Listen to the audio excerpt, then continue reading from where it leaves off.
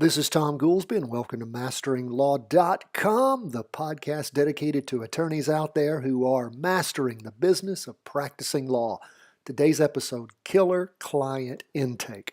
For years, I've thought about how to tweak every level of my law firm out to get the most out of my people, most out of our resources, most out of our technology, but I keep coming back to client intake. Think of all the money you spend to get people to pick up the phone and call you, to contact you.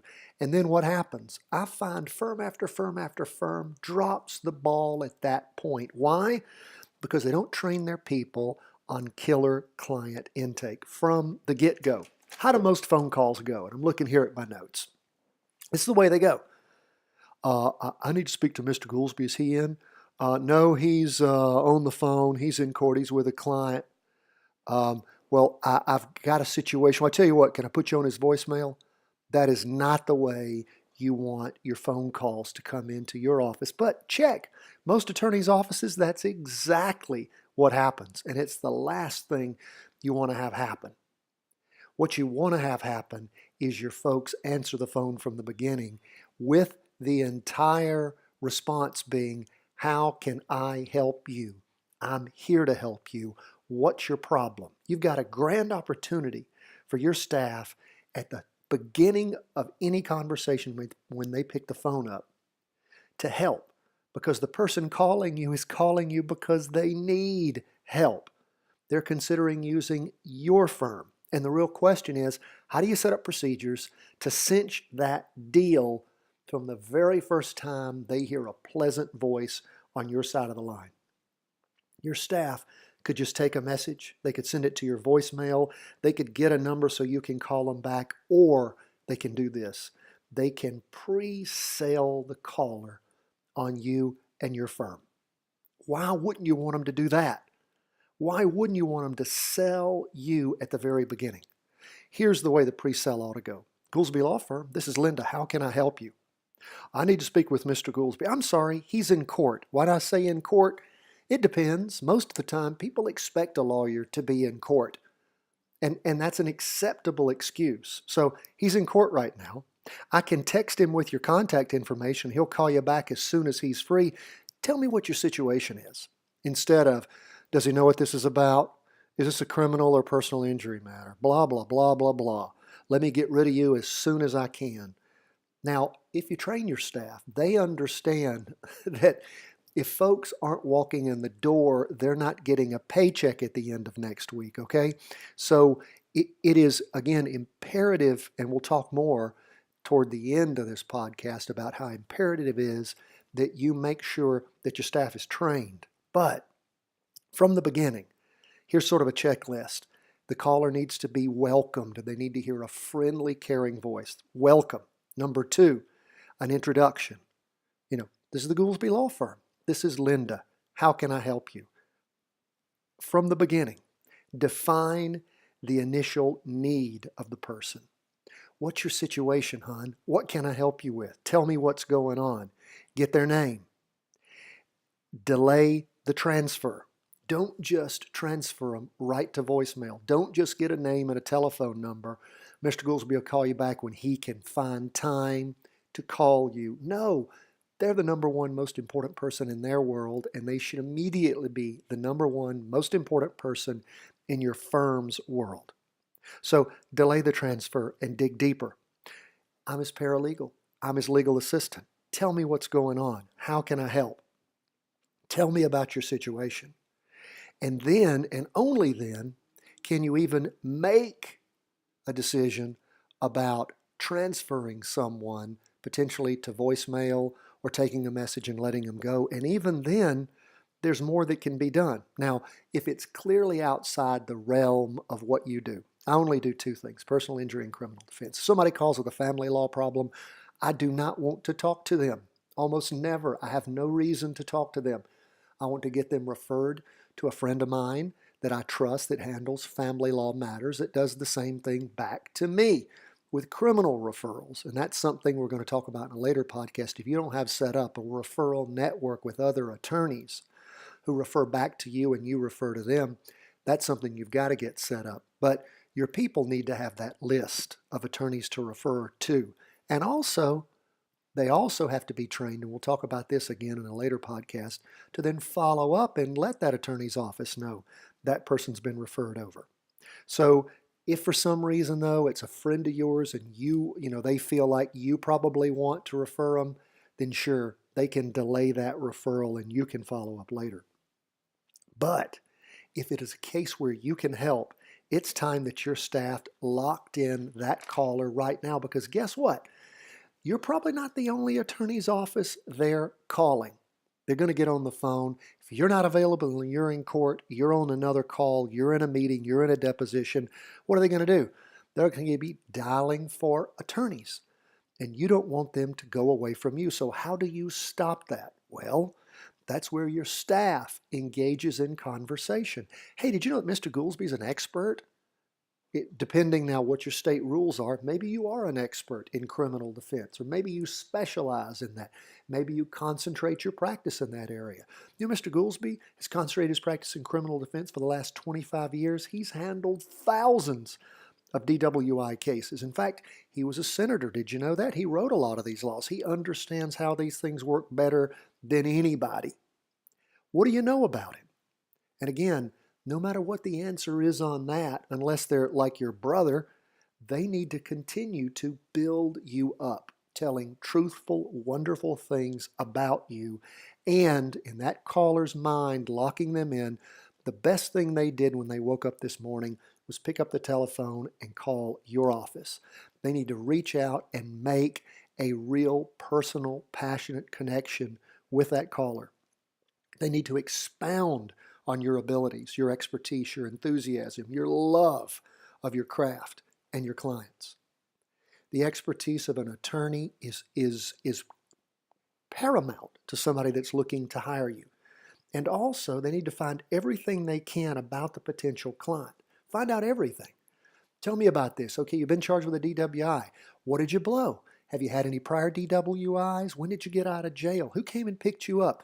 Any and everything they can do to dig down into that, to get you answers so that you've got the ability to follow up later. The more that people invest on the phone with your office, the less likely they are to call other people, or the less likely they are to at least make a hiring decision until they hear from you. Now, the last thing to really put that hook in and cinch it, anybody out there who fishes, you know that the minute that fish bites, you feel the nibble, and then you wait until they go for the hook, and then what do? You pull back on that rod and you sink the hook into the fish's jaw. Well, this is what you want to do now at this point. This is what your staff has got to be trained to do. You need to offer some kind of info to them about you. The staff needs to offer information to the caller about you before you even return that call. Like, hey, can I get your telephone number? Can Mr. Goolsby text you at this number? By the way, what's your email address? I'm going to go ahead and send you an intake form. Do you have a copy of the citation that you received last night, or the lawsuit, or whatever else? Can you scan that and email it to me? Or even better, could you pull out your smartphone and take photographs of it and then just text it all over to me or over to Mr. Goolsby so he can see it right away? I'm going to text him in court and let him know exactly what is going on.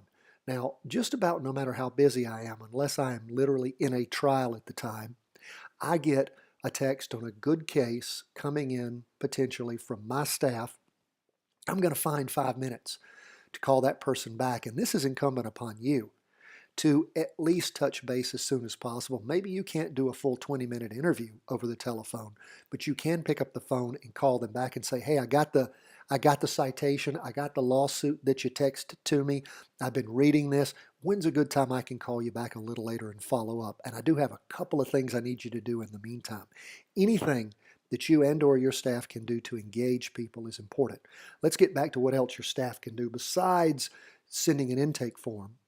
They can also, maybe you've got a memo. Maybe you've written a nice article that might be up on your website, that you might have in draft form as a PDF file, or maybe you've done a video on it, whatever it is, on DWIs. Hey, I'm going to send you a link to our website where Mr. Goolsby's video on DWI is. Please take a few minutes to watch that. It'll give you so much helpful information. Boom. Now you're the expert.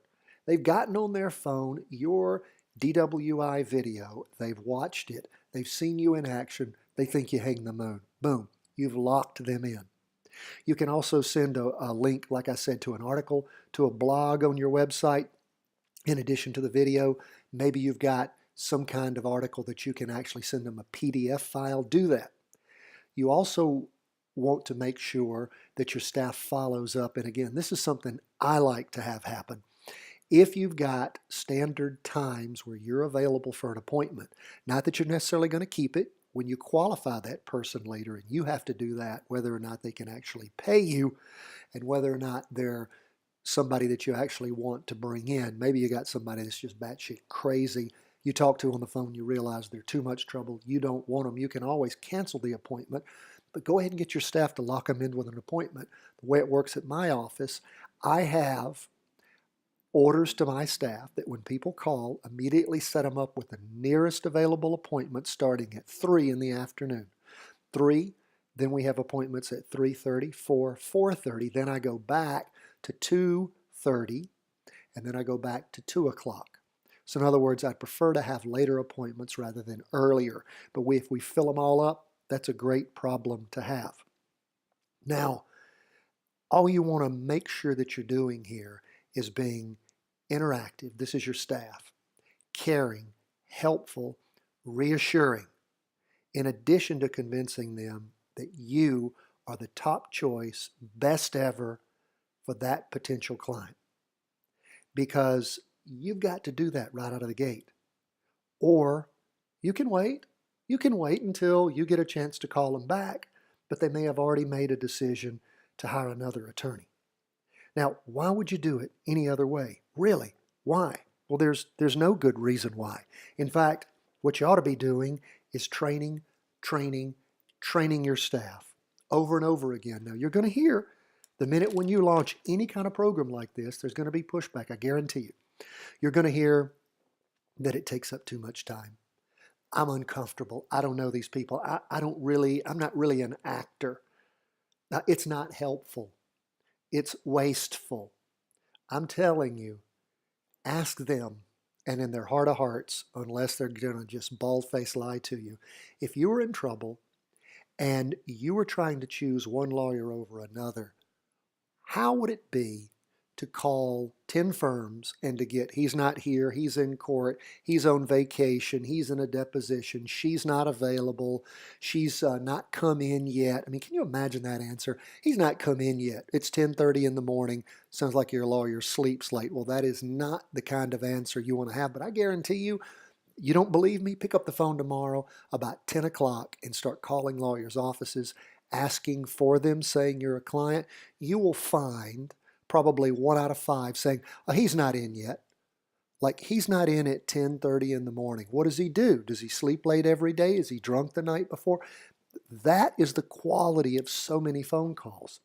What you want to have happen is those callers are given from the very beginning an assurance of quality when they call your office, that they've made the right choice. Your staff has to, above all else, believe in you. What they have to say over the phone has to be heartfelt. It has to be passionate. It has to be emotive. And what does it require? It requires your staff to believe in you. It requires your staff to have that passion that you can imbue in them if you train them, if you let them know that you really emphasize this, that you're going to be watching this. And again, what do? People do not only what you train them on, but what they know you're constantly testing them on. I do encourage you to listen to our other podcast on telephone protocols, that is using the oldest technology in your law firm. But this one today has been on a real specialized way to have killer client intake in your office, to really, really focus and hone down on that. And it's going to take training 1 week, training the next week, training the next week, putting together a procedures manual, something to follow, an entire guideline, calling your people up, cold calling and pretending to be a new client and seeing how they do it. And I'm telling you, just imagine the profit from just one extra client a week, one extra client a month. Say if you're like me in a DWI case and it's $2,500 to $5,000, I get one extra a month. Okay, what does that do for me for the year? Well, that's another $30,000. If it's the lowest level DWI that I handle, and that's, I mean, is that not amazing? That's absolutely amazing. So what do you need to do? You need to start training today. How do you best do it? You go ahead and you pull out your iPhone, your Android right now, and you put a time in for 15 minutes just to sit down and talk with your staff about this to begin with. And then get their feedback, hear what they have to say. And again, don't believe it if you hear, oh, we're too busy as it is, on and on and on. Not true. In fact, what you've got to do and what you can do is continue to hone down. If you've got way too many clients in way too many different areas, you know what? You're doing too much in too many different areas. You need to listen to one of our first podcasts about paring things down in your life and doing what you really enjoy. Do more of what you want, less of what you don't. So again, lots of good ways to make all that happen. But the best thing you got to do, if you're spending money on advertising, even if you're not, I mean, my word, don't throw these good clients and potentially good cases away. I sure hope this has been helpful for you. It is always fun for me to spend time doing this podcast and helping my fellow attorneys. I love to hear from you. Follow us on Facebook and Twitter. The website is, of course, masteringlaw.com. I am Tom Goolsby. God bless you and your practice and your family.